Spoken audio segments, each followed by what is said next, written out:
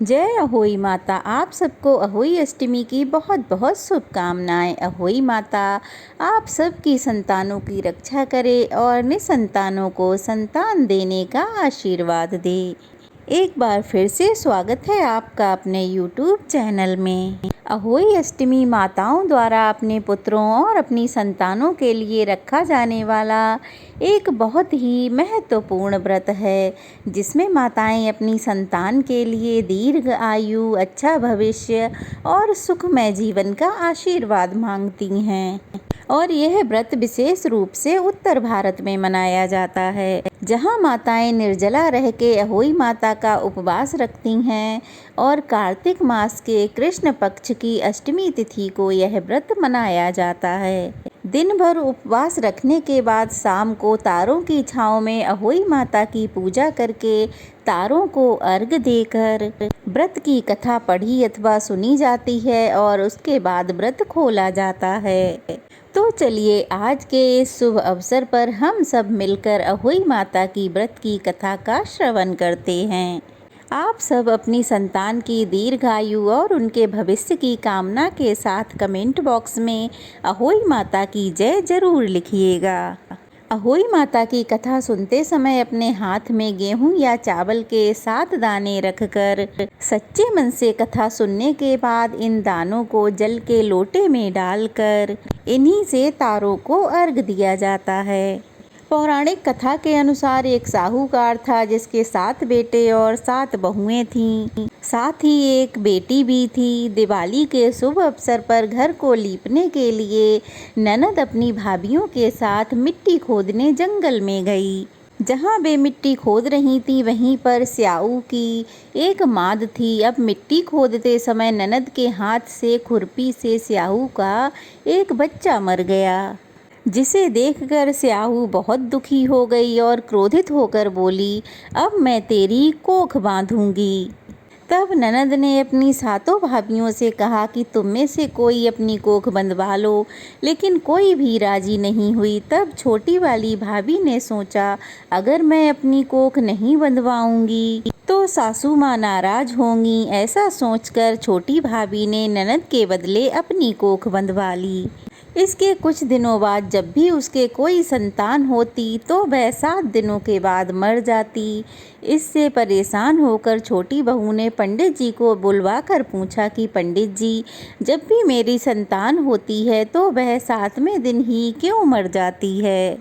तब पंडित जी ने कहा, तुम सुरही गाय की पूजा करो, सुरही गाय की सेवा करो, क्योंकि सुरही गाय स्याऊ माता की सहेली हैं और जब वह तेरी कोख खोल देंगी तभी तुझे बच्चा होगा। इसके बाद छोटी बहू सुबह सवेरे जल्दी उठकर सुरही गाय के नीचे रोज साफ सफाई कर देती और अपने घर आ जाती। अब गऊ माता सोचने लगी, कौन मेरी रोज सेवा कर जाता है, आज तो मैं देखूंगी। एक दिन गऊ माता जल्दी उठ गईं और क्या देखती हैं कि एक औरत आके सुबह जल्दी से आई और उनके नीचे गोबर आदि साफ सफाई करके चली गई। तब गऊ माता उससे बोली, मैं तेरी सेवा से बहुत प्रसन्न हूँ, तू जो चाहे वो वर मांग ले। तब साहूकार की बहू बोली, स्याहू माता आपकी सहेली हैं और उन्होंने मेरी कोख बांध रखी है, तो उनसे मेरी कोख खुलवा दो गऊ माता। गऊ माता कहने लगी, बहुत अच्छा। अब तो गऊ माता उसको साथ लेकर समुद्र के पार चल पड़ी।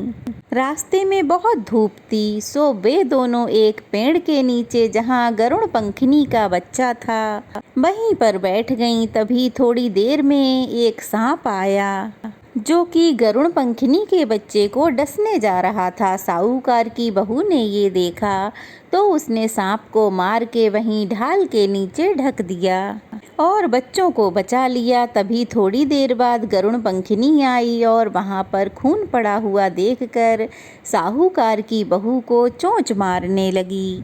वह सोचने लगी, हो न हो इसी साहूकारनी की बहू ने मेरे बच्चों को मार डाला है। तब साहूकारनी की बहू बोली, नहीं, मैंने तेरे बच्चों को नहीं मारा है, बल्कि सांप तेरे बच्चों को डसने आ रहा था तो मैंने तो उनसे तेरे बच्चों को बचाया है। यह सुनकर गरुड़ पंखिनी खुश होकर बोली, मांग तू क्या मांगती है। तब साहूकार की बहू बोली, हे गरुड़ पंखिनी, मुझे 7 समुंदर पार स्याहू माता के पास पहुंचा दो। अब गरुड़ पंखिनी ने दोनों को अपनी पीठ पर बिठाकर स्याहू माता के पास पहुंचा दिया। स्याहू माता गाय को देखकर कहने लगी, बहन बड़े दिनों बाद आई, आजा, मेरे सर में जूं पड़ गई हैं, जरा उन जूं को निकाल दे। तब सुरही गाय के कहने पर साहूकार की बहू ने सलाई से उनकी सारी जूं निकाल दी। इस पर खुश होकर स्याहू माता बोली कि तूने मेरे सिर में बहुत सलाई डाली हैं, इसलिए तुझे 7 बेटे और 7 बहुएं होंगी। यह सुनकर बहू बोली, हे स्याहू माता, मेरे तो एक भी बेटा नहीं है, तो 7 बेटे कहाँ से होंगे।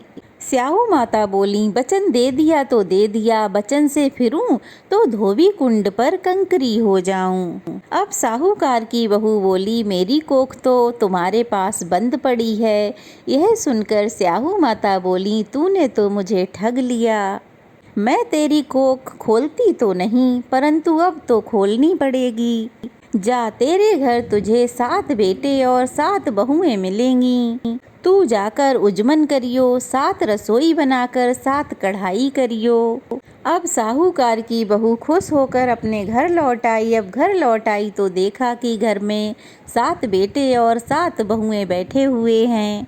बहू बहुत खुश हुई और उसने 7 उजमन बनाए, 7 अहोई बनाई और 7 कढ़ाई की। अब शाम होने पर उसकी जेठानियाँ कहने लगीं, जल्दी जल्दी स्नान करके पूजा कर लो, कहीं बच्चों को याद करके छोटी रोने ना लग जाए।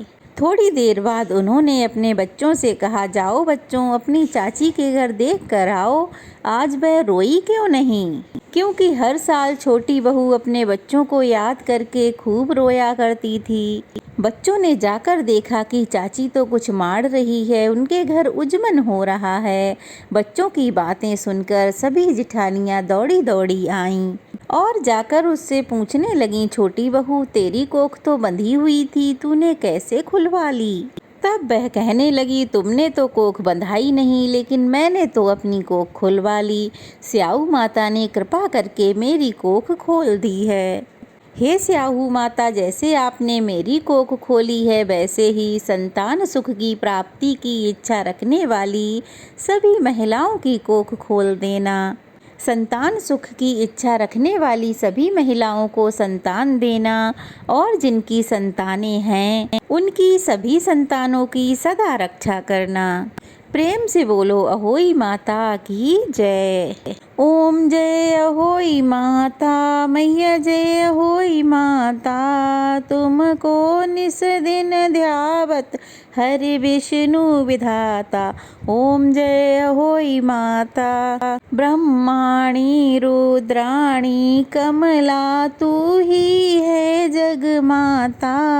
सूर्य चंद्रमा ध्यावत नारद ऋषि गाता। ओम जय अहोई माता, माता रूप निरंजन सुख संपत्ति दाता। जो कोई तुमको ध्यावत नित मंगल पाता। ओम जय अहोई माता, तू ही है पाताल बसंती, तू ही है शुभदाता। कर्म प्रभाव प्रकाशक जग निधि की त्राता। ओम जय अहोई माता, जिस घर तुमरो बासा, ताहि घर गुण आता। कर न सके सोई कर ले, मन नहीं घबराता। ओम जय अहोई माता, तुम बिन सुख ना होवे, न कोई पुत्र पाता। खान पान का वैभव तुम बिन नहीं आता। ओम जय अहोई माता, शुभ गुण सुंदर युक्ता, क्षीर निधि जाता। रतन चतुर्दश तुम बिन कोई नहीं पाता। ओम जय अहोई माता, श्री अहोई माता की आरती जो कोई जन गाता, श्री उमंग अति उपजे पाप उतर जाता। ओम जय अहोई माता, मैया जय अहोई माता। ये थी आज की वीडियो। उम्मीद करती हूँ आपको ज़रूर पसंद आई होगी। अगर पसंद आई हो तो वीडियो को लाइक करें, शेयर करें, चैनल को सब्सक्राइब करें।